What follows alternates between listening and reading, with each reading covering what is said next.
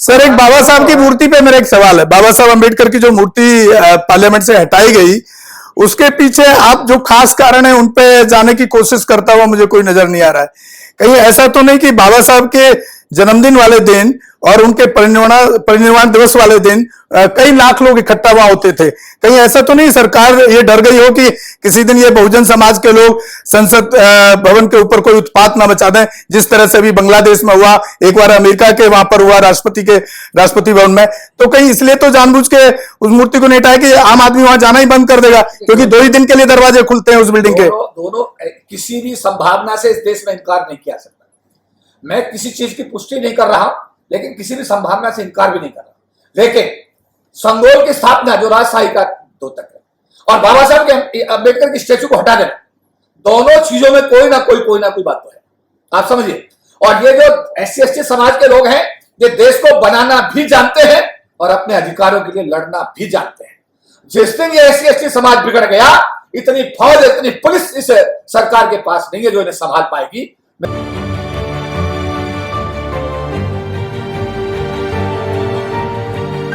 Sir लेकिन आप एक बात बताइए, आपने अभी खुद ही कहा कि जब सरकारी नौकरी जितने भी डिपार्टमेंट हैं वो धीरे धीरे करके सब प्राइवेट को दे दिए जा रहे हैं, तो फिर भी जहां भी हम देखते हैं अभी जो भी संगठन है वो आरक्षण की लड़ाई लड़ते नजर आता है सरकारी नौकरी में। उसके लिए क्या कुछ अच्छा प्लान नहीं होना चाहिए कि जो प्राइवेट सेक्टर किया जा रहा है सरकार द्वारा, वो बंद किया जाना चाहिए? 97 में जब हमने आंदोलन शुरू किया था, हमने कहा था निजी क्षेत्र में आरक्षण लागू करो, सरकारी क्षेत्र का निजीकरण बंद करो, निजी क्षेत्र का आरक्षण लागू करो, देश की बंजर जो जमीन पड़ी है उसको उपजाऊ बना के SC/ST समाज में उसका बंटवारा करो, देश में प्रिंसिपल ऑफ डाइवर्सिटी अमेरिका वाला सिद्धांत लागू करके देश के रोजगार में SC/ST के लोगों को नौकरी पाने का अवसर प्रदान करो, देश के अंदर जो भी रोजगार पैदा होता है उसमें SC/ST की भागीदारी उनकी जनसंख्या अनुपात में सुनिश्चित करो। ये सारे मुद्दे 1997 से हम लोग बराबर उठाते चले आए। जब सरकार की नौकरी में थे तब भी जेल गए थे, सस्पेंड हुए थे, 10-10 महीने का सस्पेंशन जेला था समाज की आवाज उठाने के लिए। आज सरकार की नौकरी में नहीं है, एक पार्टी के राष्ट्रीय महासचिव हैं, 40 लाख लोगों का संगठन जिसमें 6 लाख नौकरी में और 34 लाख अब बाहर हो चुके हैं, उनके संगठन के भी राष्ट्रीय महासचिव की जिम्मेदारी है और LIC संगठन का भी SC/ST समाज की जिम्मेदारी हम लोग आज भी कोशिश कर रहे हैं कि उसके साथ न्याय किया जाए। सर एक बाबा साहब की मूर्ति पे मेरा एक सवाल है। बाबा साहब अंबेडकर की जो मूर्ति पार्लियामेंट से हटाई गई, उसके पीछे आप जो खास कारण है उन पे जाने की कोशिश करता हुआ मुझे कोई नजर नहीं आ रहा है। कहीं ऐसा तो नहीं कि बाबा साहब के जन्मदिन वाले दिन और उनके परिनिर्वाण दिवस वाले दिन कई लाख लोग इकट्ठा वहां होते थे? कहीं ऐसा तो नहीं सरकार ये डर गई हो कि किसी दिन ये बहुजन समाज के लोग संसद भवन के ऊपर कोई उत्पात ना मचा दें, जिस तरह से अभी बांग्लादेश में हुआ, एक बार अमेरिका के वहां पर हुआ राष्ट्रपति भवन में?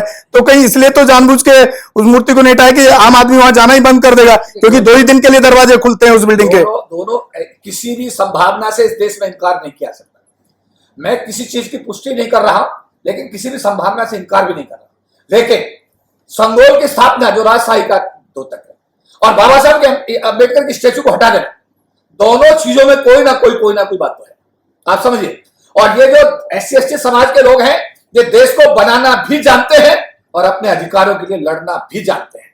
जिस दिन ये SC/ST समाज बिगड़ गया, इतनी फौज, इतनी पुलिस इस सरकार के पास नहीं है जो इन्हें संभाल पाएगी। मेरा निवेदन है भारत सरकार से, ये शांति प्रिय समाज है, देश की प्रगति के लिए काम करता है, खेतों में काम करता है, गन्ना बोता है, धान बोता है, कपास बोता है, तब जाकर एक कृषि प्रधान देश बनता है।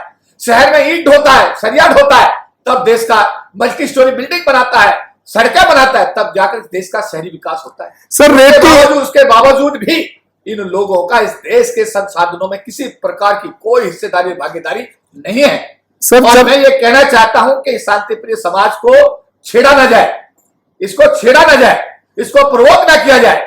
अगर ये प्रवोक हो गया, बिगड़ गया, तो 2 अप्रैल 2018 की पुनरावृत्ति अगर इस देश में होती है तो ना सरकार के लिए हक में होगा, ना ही SC/ST समाज के हक में। सर अभी जब से ये सरकार आई है, रेप की घटनाओं में बहुत ज्यादा बढ़ोतरी हुई है और खासतौर से जहां जहां पर भाजपा की सरकार है वहां पर।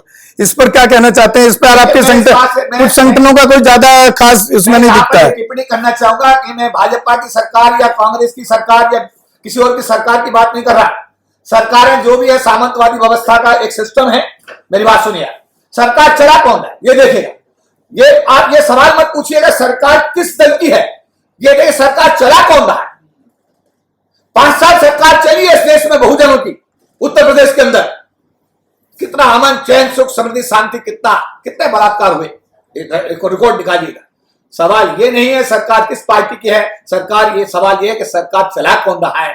अगर कांग्रेस का चीफ मिनिस्टर ये कहता है कि मैं सुप्रीम कोर्ट के आदेश का स्वागत करता हूं और वहां पर राहुल गांधी चुप रहता है, अखिलेश यादव चुप रहता है, जिन्होंने संविधान दिखा करके वोट लेकर के अपने आप को लोकसभा मजबूत करने का काम किया, उनकी जिम्मेदारी बनती थी दोनों नेताओं की कि वो इसका निर्णय का विरोध करते, और उन्होंने अपने ही चीफ मिनिस्टर के माध्यम से, जो आपका आंध्रा के साथ जो स्टेट है दूसरा वाला तेलंगाना के चीफ मिनिस्टर के माध्यम से उन्होंने कहलवाया कि हम इस निर्णय का स्वागत करते हैं। सर सवाल ये है जो आप कह रहे हैं कि सरकार चला कौन रहा, सरकार चलाने वाले की नीयत सर ठीक है, मुझे एक बात बताइए, जिस तरह से अभी बाबा साहब की प्रतिमा के लिए जंतर मंतर पर एक बड़ा जन समूह वहां पर इकट्ठा हुआ, जैसे अभी मुजफ्फरनगर में घटना हुई है, बच्ची के साथ रेप की घटना हुई है, 14 साल की नाबालिग, मुजफ्फरपुर बिहार में 14 साल की बच्ची के साथ में, इस तरह की रेप की घटना पे आपके संगठन काम क्यों नहीं करते बहुजन समाज के? मुझे तो कोई नहीं दिख रहा आवाज उठाते हुए।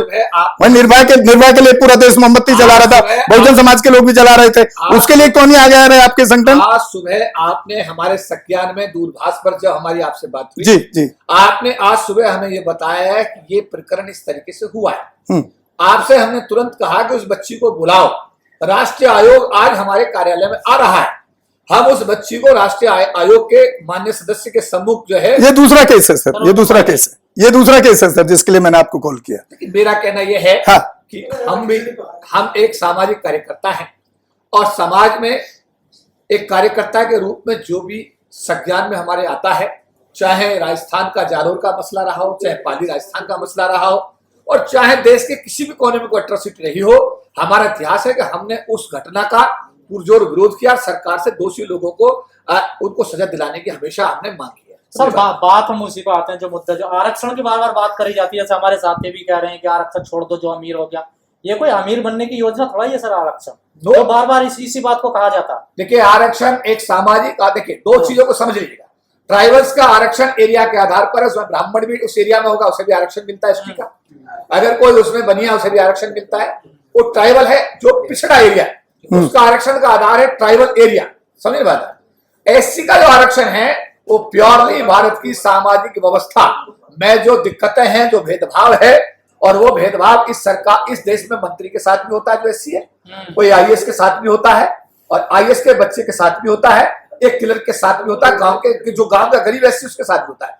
अत्याचार जातिगत आधार पर जैसा गांव के गरीब आदमी के साथ होता है, वैसा ही एक मंत्री जो केंद्र सरकार में बैठा हो उसके साथ होता है। जब उसको विभाग बांटा जाता है तो उसको हमेशा सामाजिक न्याय का विभाग दिया जाता है, उसे कभी भी वित्त मंत्री नहीं बना। भारत के इतिहास में किसी भी अनुसूचित जाति समाज के आदमी को आज तक देश का वित्त मंत्री नहीं बनाया गया। तो जातिगत भेदभाव एक मंत्री के साथ भी है और एक गांव में जो खेत में काम कर रहा है उस मजदूर के साथ भी है, और ये आरक्षण जातिगत भेदभाव सामाजिक भेदभाव के आधार पर है, इसलिए इसमें कोई एबीसीडी कैटेगराइजेशन नहीं किया जा सकता। लेकिन सर इसमें एक सवाल ये भी है ना कि जो लोग रिजर्वेशन लेकर के इतने बड़े लेवल पे पहुंच गए, वो कौन सा अपने समाज के अपने से जो नीचे वाले लोग हैं उनको जाकर के कहां देखते हैं? गांव छोड़ के आ जाता है आदमी, गांव में जाकर के एट्रोसिटी होती कभी जाकर के देखता भी नहीं है, वही पढ़ा लिखा आईएएस आईपीएस बनने के बाद फिर ऐसे रिजर्वेशन का क्या फायदा है?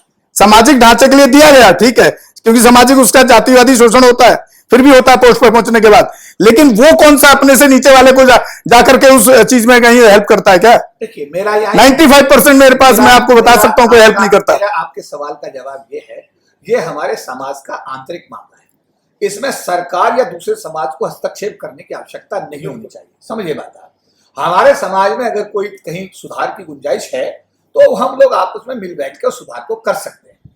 जैसे कई बार पूछा जाता है कि कौन सा नेता बढ़िया है, हमारे लिए बीपी मौर्य साहब बहुत बढ़िया नेता थे, मायावती जी हमारे लिए बहुत बढ़िया नेता है, हमारे लिए पासवान साहब बहुत बढ़िया नेता, हमारे सुशील कुमार शिंदे, हमारे समाज के जितने भी लोग हैं जिन्होंने भी अपने अपने स्तर पर अपने अपने समय में समाज के लिए थोड़ा घना जो भी किया है, हम उनका धन्यवाद व्यक्त करते हैं।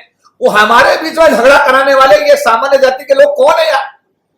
हम अपनी व्यवस्था खुद देख लेंगे ना अंदर, अगर हमारे अंदर कहीं कोई सुधार की गुंजाइश है तो सुधार कर लिया जाएगा, बट सवाल यह है कि हम अपने समाज की ठेकेदारी दूसरों को नहीं दे सकते।